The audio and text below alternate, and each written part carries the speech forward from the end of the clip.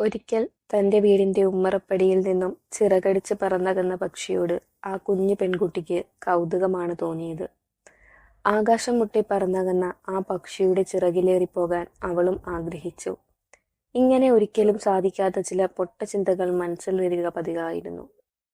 അന്നൊക്കെ അവൾ ചിന്തിച്ചിരുന്നത് ദൂരത്തേക്ക് പറന്നു പോയാൽ അവയൊന്നും തിരികെ വരില്ലെന്നായിരുന്നു.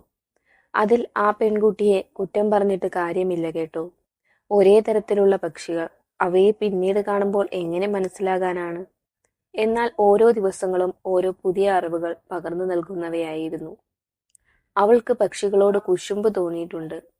അവയുടെ തൂവലുകളുടെ മനോഹരമായ നിറങ്ങളായിരുന്നു അതിന് കാരണം. പ്രകൃതിയിലെ ജീവികളിൽ ഏറ്റവും ഭംഗിയില്ലാത്ത നിറം മനുഷ്യരുടേതാണെന്ന് അവൾക്ക് തോന്നിയിരുന്നു. രാത്രിയിൽ ഇരുട്ടിന്റെ നിശബ്ദതയിൽ അവളുടെ മുറിയുടെ ജനാലയ്ക്കരികിലുള്ള അത്തിമരത്തിൽ നിന്നും ഏതോ ഒരു പക്ഷിയുടെ ശബ്ദം കേൾക്കുക പതിവായിരുന്നു. അവൾ അമ്മയോട് ചോദിച്ചു, എന്താണ് ആ ശബ്ദമെന്ന്. അപ്പോൾ അമ്മ പറഞ്ഞു, നമ്മുടെ അത്തിമരത്തിൽ ഒരു പക്ഷിക്കൂട് ഉണ്ടെന്നും അതിൽ പക്ഷിക്കുഞ്ഞുങ്ങൾ കരയുന്ന ശബ്ദമാണ് കേൾക്കുന്നതെന്നും.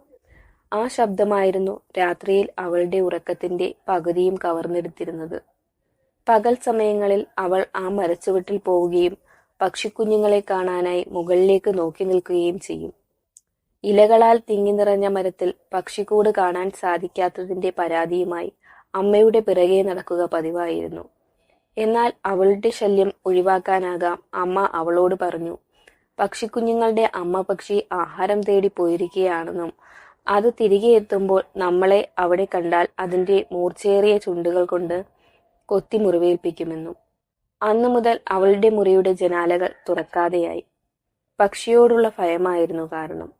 എന്നാൽ കാലങ്ങൾ കടന്നു പോകുമ്പോൾ തന്റെ പൊട്ട ചിന്തകളെ വെറുതെ ഓർക്കാൻ അവളുടെ മുറിയുടെ ജനാലകൾ എപ്പോഴും തുറന്നു തന്നെ വെച്ചിരുന്നു. അത്തിമരശാഖയിൽ ഇന്നും ഒരു പക്ഷി വന്നു പോയിരിക്കുന്നു. എത്ര ഉയരങ്ങളിലേക്ക് പറന്നാലും തിരികെ വരുമെന്ന് പ്രതീക്ഷയുടെ യാത്രയിലേക്ക്.